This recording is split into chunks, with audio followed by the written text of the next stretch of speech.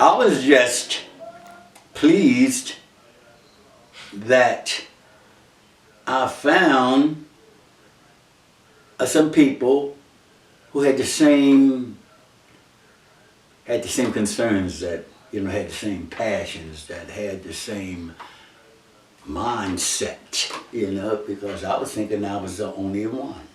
You know what I mean? I'm reading the paper and I'm living the story, and there was so much unfairness, you know what I mean? And all I had was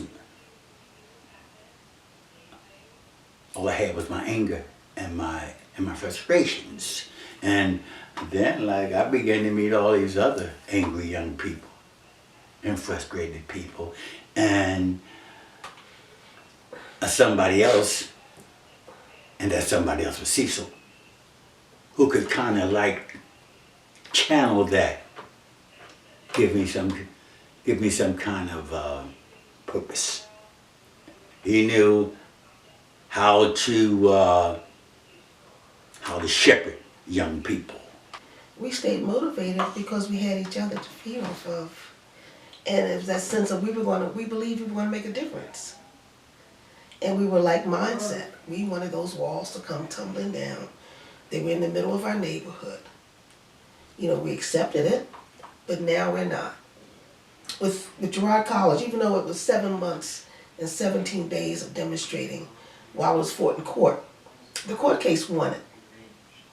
But to have the eyes of the world on this organization, this building, and know that the city, the state, and the federal government were in cahoots with keeping this place segregated.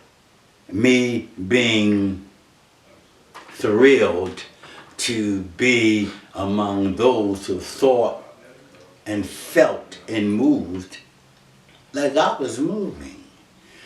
Because the last thing that I ever want to be is the only one.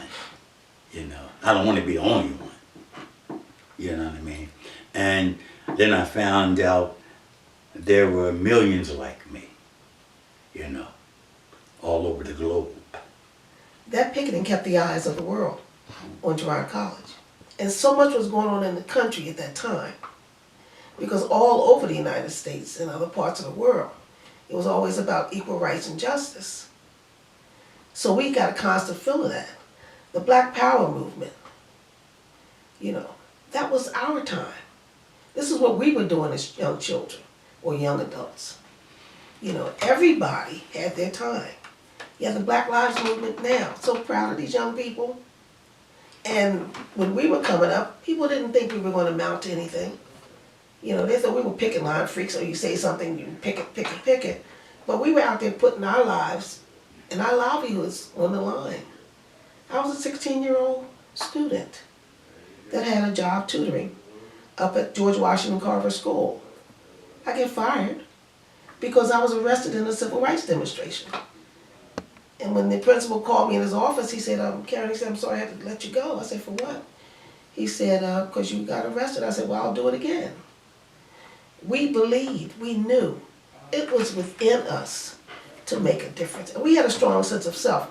Not to say we didn't have that strong sense of self before we started demonstrating. That was in us. It was just enhanced. And we were empowered by the people, young and old, that mentored us. Because it wasn't just young people. Young people were the cattle fodder, but young people, older people, mentored us. And they protected us as best they could.